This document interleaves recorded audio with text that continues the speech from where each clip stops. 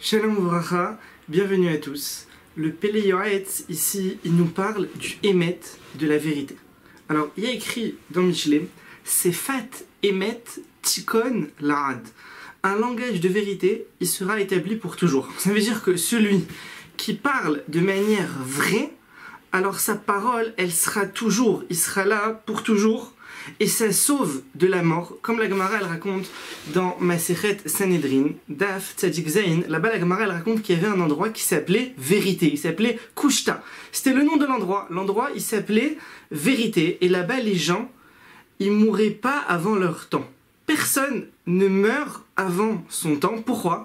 Parce que là-bas, ils disaient que la vérité. C'était un endroit où personne ne mentait. Ça n'existait pas. Dans cet endroit-là, on disait uniquement la vérité. Et par ce mérite-là, alors ils mouraient en leur temps. Et à tel point, c'est grave le mensonge, que la Gemara, elle nous ramène dans Masechet Sanhedrin, Daf Tzadik Bet, que celui qui ment, c'est considéré comme de la Avodah Zara. C'est comme de la Avodah Zara, elle nous dit la Gemara.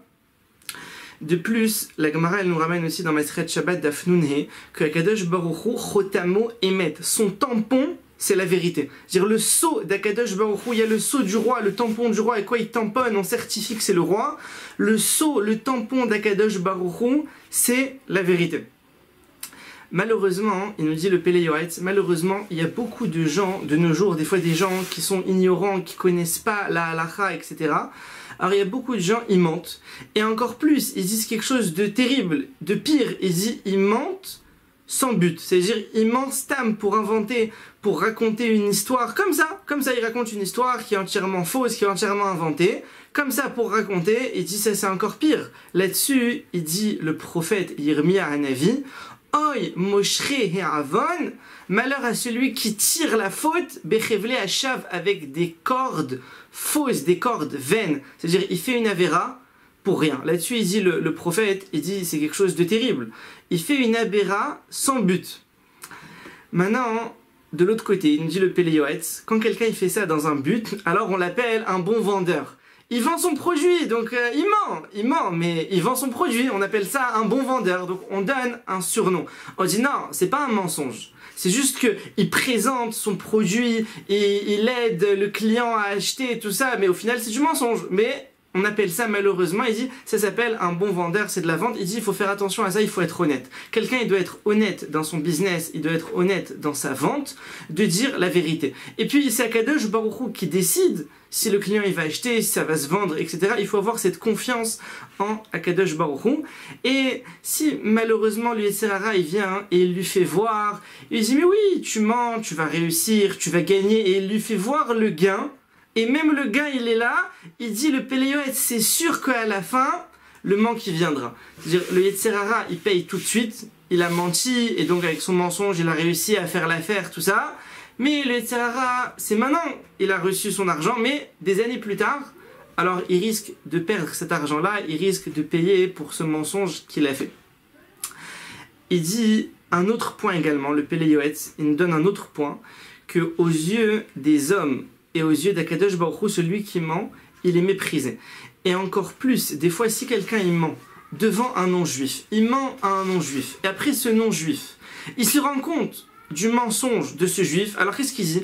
Il dit, si vu ces juifs, c'est des menteurs, c'est des gens malhonnêtes, et là, c'est terrible, parce que là, c'est du Chilul Hashem. Là, maintenant, en ayant fait ça, il a profané le nom d'Hachem. Un juif, tu dois représenter Akadosh Baruch Hu, tu représentes Akadosh Baruch Hu, donc tu dois bien te comporter. Donc tout comportement qui est mauvais, alors tout de suite ça profane en quelque sorte le nom d'Hachem, c'est du Chilul Hashem, c'est une avéra qui est très grave.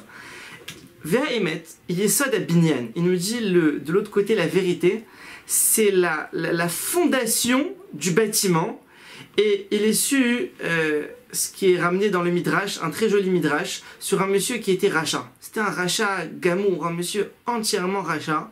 Mais il a pris sur lui une chose. Il a pris sur lui de ne pas mentir. Il a pris sur lui, voilà, de dire uniquement la vérité.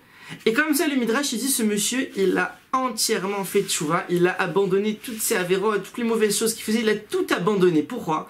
Parce qu'il se disait comme ça, si maintenant, il a programmé maintenant d'aller voler un monsieur. Alors, sur la route, les gens vont lui dire, où est-ce que tu vas? Alors, il peut pas mentir, il a pris sur lui de plus mentir. Et s'il leur dit la vérité, c'est honteux, et ouais, vous savez, je vais voler un monsieur, tout ça. Alors les gens, c'est honteux de dire ça. Donc à chaque fois, il se retrouvait bloqué, et donc, il a comme ça, il a fait une tchouva entière, il a arrêté tous ces mauvais actes. Maintenant, ça fait partie aussi de la midat à émettre, de vérifier ses paroles. Ça veut dire que chaque parole que quelqu'un il sort de sa bouche, il doit s'efforcer de l'accomplir. Il faut pas que sa parole, elle soit mensongère. Il lui dit, demain je viens. Et après demain il vient pas. Bah alors t'es pas venu. T'as dit que t'allais venir. Donc chaque chose que quelqu'un il dit, il faut qu'il s'efforce absolument de l'accomplir. Il dit à tel point qu'il dit le Péléoët, ça doit être à ses yeux, comme s'il avait juré. Ça veut dire tu t'es engagé demain à faire telle chose. Alors il faut absolument que tu la fasses. C'est comme si tu avais juré que tu allais faire cette chose-là. C'est pas que tu as juré, mais c'est comme si, c'est-à-dire pour bien nous faire comprendre qu'il faut pas ne pas accomplir ce qu'il a sorti de sa bouche. Chaque chose, il faut qu'il soit honnête, il faut qu'il soit vrai. Il a dit ça, alors qu'il le fasse. Donc, avant de parler, réfléchir. Comme la Gemara, elle ramène dans dans Baba Metzia, Mi Shepara Midor Amaboul, ou Midor Apalaga. Celui qui a puni la génération du Maboul, ça veut dire Akadosh Baruch Hu qui a puni la génération du Maboul, du déluge, et Dor Apalaga, la génération de la tour de Babel, ou Atid Lipara Mimi Sheeno Omed Bediboro. Alors il va punir aussi celui qui ne tient pas sa parole. Donc on a une responsabilité, on a une parole, et il faut la tenir. Et étant donné que la Torah Akdosha, notre sainte Torah, c'est Torah d'Emet, c'est une Torah de vérité. Donc c'est très important, les Gotba Be'emet, de l'étudier avec vérité.